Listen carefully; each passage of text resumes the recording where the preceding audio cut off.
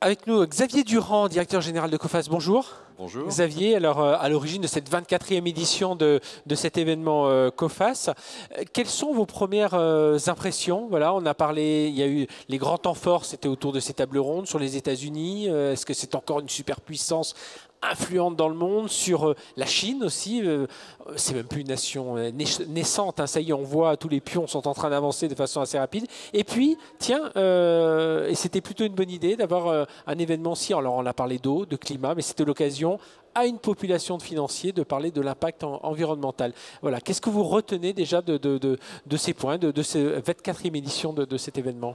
Écoutez, je suis ravi de cet événement qui, encore une fois, montre son succès. On a eu 1200 participants, on a, je crois, des débats extraordinairement vivants sur des sujets qui sont vraiment des sujets d'actualité. Les États-Unis, cette année, sont dans une année électorale, donc leur politique, on l'a vu, impacte le monde de façon très significative. La Chine étant maintenant en confrontation géostratégique avec les États-Unis, et puis on sait qu'il y a de l'actualité sanitaire en ce moment en Chine qui risque d'impacter l'ensemble de l'économie mondiale. Et puis sur la question de l'eau, il me semblait qu'on est à un tournant, si vous voulez, en matière de climat, où on a beaucoup parlé du climat ces dernières années, mais je crois que les principaux effets climatiques sont plutôt devant nous.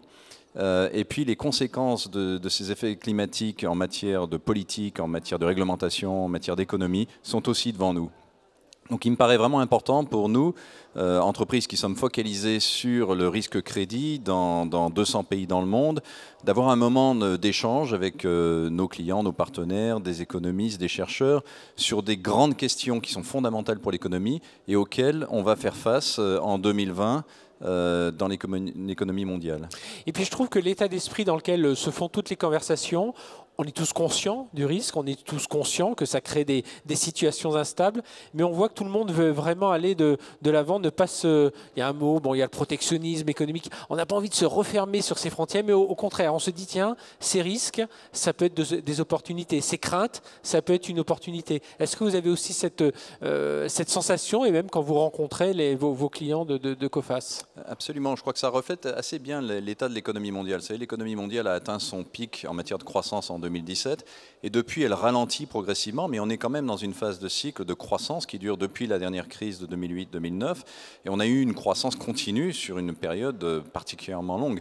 Donc même si les risques montent progressivement, même s'il y a beaucoup de tensions, on est quand même dans un environnement qui présente des opportunités. C'est toute la difficulté d'interpréter en ce moment l'économie. En fait, on voit que comme la croissance économique ralentit progressivement, il y a plus de tensions. On se querelle plus sur le partage du gâteau. Oui. Donc ce sont des querelles entre États, mais ce sont aussi des mouvements sociaux qui font surface un peu partout dans le monde et de façon imprévisible. On en a eu en France, on en a eu au Chili, on en a eu au Liban, on en a eu à Hong Kong, on en a eu en Algérie, enfin la liste est longue. Et donc je crois que le résumé, c'est que l'environnement économique reste porteur, mais il est très difficile à prévoir quand on le regarde localement. Et je crois qu'il renforce plus que jamais l'importance de la notion d'agilité et de surveillance des risques. Et c'est ce que vous essayez d'apporter, vous, à Coface, c'est des repères un peu aux entreprises, leur dire voilà, avec notre passé, avec notre expérience, voilà un peu des repères justement que l'on peut vous donner. Et puis vous projetez aussi, vous regardez et vous en donnez d'autres un peu plus lointains. Alors pour nous, ce sont des questions de tous les jours. C'est le cœur de notre métier. Vous savez, on assure les impayés des entreprises.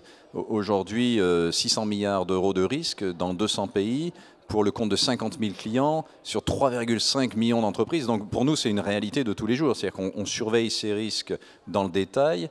Et il faut à la fois avoir une perspective sur ce qui peut se passer dans le monde et de l'autre côté, beaucoup d'informations qui remontent dans le détail pour être capable de réagir de façon très rapide à la fois à ces opportunités, comme on le disait, et aussi aux risques que ça comporte. C'est ce qui est compliqué aujourd'hui, vous pensez, pour les dirigeants d'entreprise, c'est montrer leur agilité, donc pouvoir réagir en 3, 6 mois, 9 mois, parfois abandonner des projets, parfois en relancer. Et puis en même temps, faut avoir un cap, une direction à 10 ans, à 15 ans, parce qu'il faut rassurer aussi ses actionnaires, ses clients, les marchés.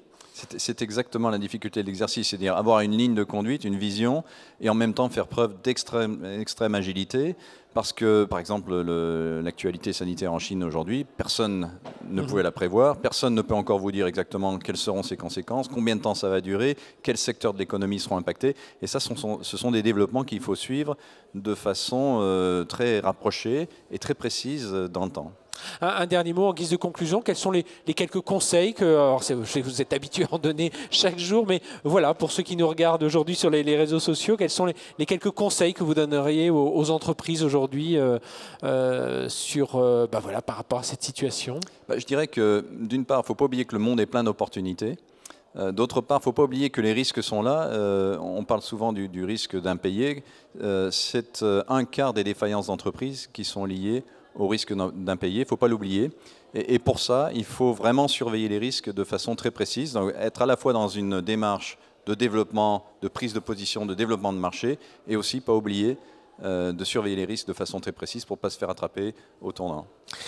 Bien, Xavier Durand, merci d'avoir été avec nous, directeur général de Coface, et puis en route vers la 25e édition. Je pense qu'il y a déjà pas mal d'idées qui vous donnent des thèmes pour l'an prochain. Avec grand plaisir pour l'an prochain. Vous savez, l'actualité évolue sans cesse, donc on va se mettre à réfléchir aux thèmes de l'année prochaine dans les mois qui viennent. Eh bien, merci d'avoir été avec nous. Merci.